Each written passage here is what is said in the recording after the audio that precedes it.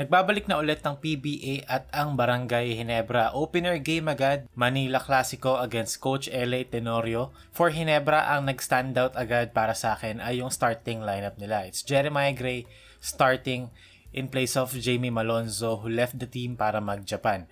This move, dahil dito, this retains the size na gusto ni Coach Tim Cone. Pero it makes their lineup a little bit more fragile, if that makes sense. Pero yung shooting nila improves by doing this. Anyway, sa video na to, meron akong dalawang bagay na gustong pag-usapan. Pero bago yun, daanan muna natin kung anong nangyari sa game. Early in the game, nag-struggle ang Ginebra against Magnolia's defense.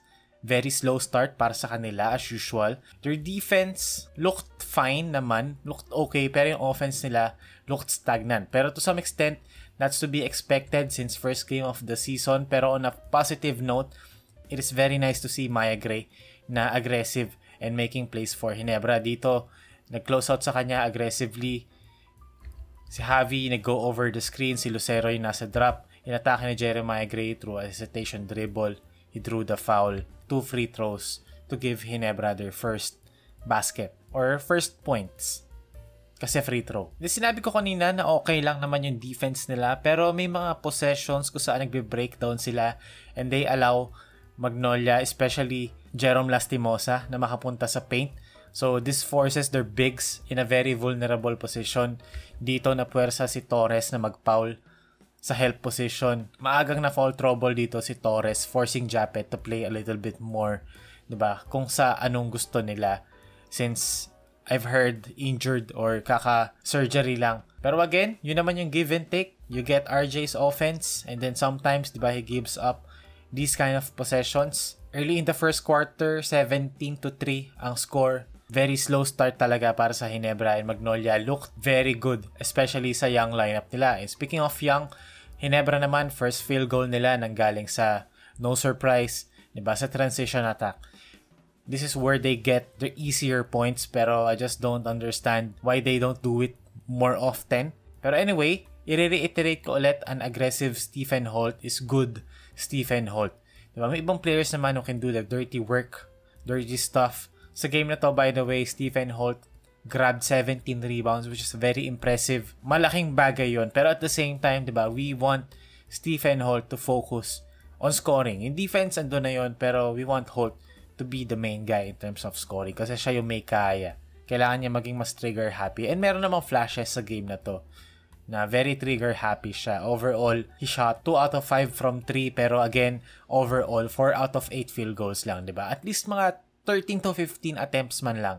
Maybe we see that scoring or that averages na pumalo ng 18 to 20 ulit for Stephen Holt, especially sa team na to. And hindi natin to laging nakikita. Diba, rookie sa first game ng season, pinasok sa first quarter. This is Sonny Estil.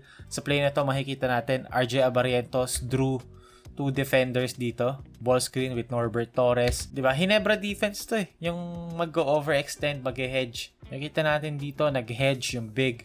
So, 2 on the ball and they rely on their help defense na mag-pre-rotate. Basically, trap to. Ibigay mo kay Torres and you force Torres to be the playmaker sa short roll instead of RJ Abarientos na very dynamic as a guard. So, ang ginawa ni RJ, binigay niya kay Ralph Koo to get a better angle of the court. Makita yung advantage. So, nakita naman ni Ralph Koo. Nakita niya na libre si Sonny Estil sa weak side corner. Sonny Estil, catch and shoot. And dito naman, Ginebra runs the triangle pinch post kay Ralph Koo against Paul Lee. So, mismatch to. Makikita natin, yung defense sa Magnolia mag-freeze for a split second kasi nga mismatch. They were trying to figure out anong gagawin nila, sinong papadala nilang help, si Baroka ba or si Sanggalang. Pero may Japet dito sa gitna, so hindi rin naman pwede. So nag-take advantage doon si Jason David, nag-cut through siya sa gitna. And then, Jason David wide open, nahanap ni Ralph. Very crispy pass. Very solid pass from Ralph. And dito, naiintindihan ko naman na naging turnover to. Pero it was nice to see Ginebra capitalizing sa early offense nila. I wish na mas gawin nila to ng madalas. Early seal kay Troy Rosario. Kahit sino pa yan. Kasi naiintindihan ko si Javi yung bantay eh. Smaller guy. Pero I hope, di ba, kahit si Lucero man yung ka-matchup, like, they still do this early offense thing. Kasi if wala rin namang available, okay, then move on. Pero at least, di ba, they're trying to play faster and trying to get easier baskets. Kasi at the very least, di ba, mag-reset ka na lang ng offense. Maybe a good thing, mag-draw ka ng defender, you already shift the defense. And then yung best case scenario doon, di ba, you get an easy 2 points sa ilalim. So, kahit na turnover to, that's okay. I just wish, di ba, na mas gawin nila ng mas madalas yung ganitong klaseng early offense. Mapa early seal man yan, mapa drag screen man yan sa transition, much appreciated. And dito naman, ended up as a loose ball foul, pero better defense from Ginebra, 2 on the ball, nag-hedge dito si Japet Aguilar, and then si Troy Rosario, in-split niya, nagtag siya ng roll, splitting the gap between Laput, Lucero, and then si Jeremiah Gray, nakaabang din sa corner kay De La Rosa, waiting for Troy to fully come over, nakasplit din siya dito kay Lucero sa weak side. So, very good defensive possession. Naging loose ball foul lang to. And medyo late dito si Holt sa help. Pero this is a good sign na medyo yung familiarity, kahit alam ko naman na hindi gusto ng Ginebra fans yung word na yon, yung familiarity and continuity. Pero it's nice to see in game 1 kahit na naging foul yun. Pero anyway, Jeremiah Gray played so good sa game na to despite everything, diba? Andyan pa rin yung flashes ng 3-level scoring niya na magiging sobrang importante para sa Barangay Ginebra. Ngayon na kailangan nila ng scoring options and variety of how those points are going to be scored. Dito, they run the zoom action, walang nangyari. So, magiging Stephen Holt, Troy Rosario, 2-man game. Si De La Rosa dito, makikita natin, overly nakahelp sa nail, leaving Jeremiah Gray wide open sa wing. Catch and shoot. Specialty of the house. And it's very important for Ginebra to have a guy na, you know, willing shooter and hindi magpa-pass up ng mga ganong opportunities. Dito naman, Norbert Torres, walang nangyari sa poste. 5 seconds remaining, Jeremiah Gray. And again, it's the 3-level scoring. Nandun pa rin eh. The percentages may not show it, pero he's one of the better 3-point shooters or shooters in general sa team na to. Especially sa position na yon. And it's very impressive to see na there's a guy like Jeremiah Gray taking those kind of shots para sa Ginebra. Basically, siya lang yung comfortable sa team na to take those kind of shot. Dito naman, Jeremiah Gray away screen from Scottie Thompson. Walang nangyari, so nag-handoff sila. And again, yung nail defense dito, si Jonicio naman, ball watching. So, wide open naman Jeremiah Gray. 4-4. Similar dun sa play kanina, pero this time, 4-pointer.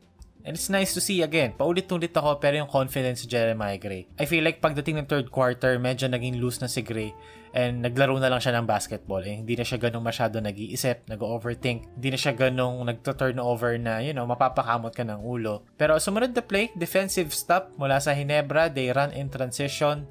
Gray found an open RJ Abarientos sa corner and ironically, panalo sa fast break points ng Ginebra. 8-4. So, alam niyo yun, they should be doing more of this. Pero, again, we can only hope na they do.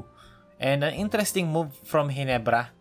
Late in the fourth quarter, nilabas ang kanilang leading scorer at the time, nung time na yon, na si Jeremiah Gray. For Sonny Estile, like gets. Kahit ako, ipapasok ko si Sonny Estile. Pero, for Jeremiah Gray, maybe not. Maybe, let's, you know, take out another player. Yung wala pang nako-contribute in terms of scoring. Anyway, sumunod na play naman, gumawa agad ng impact si Sonny Estile. Dito, maganda yung flash niya rito sa gitna.